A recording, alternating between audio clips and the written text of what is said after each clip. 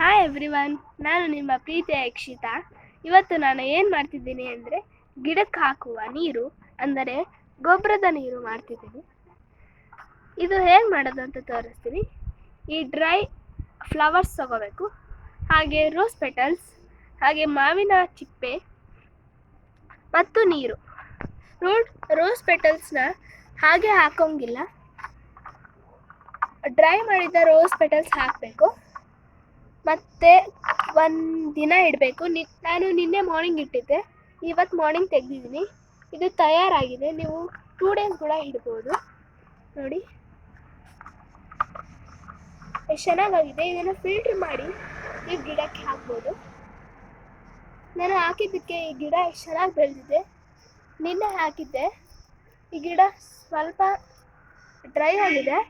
ಇನ್ನು weekly 1-2 times ಹಾಕಿದರೆ ಚೆನ್ನಾಗಿ ಬೆಳೆಯುತ್ತೆ.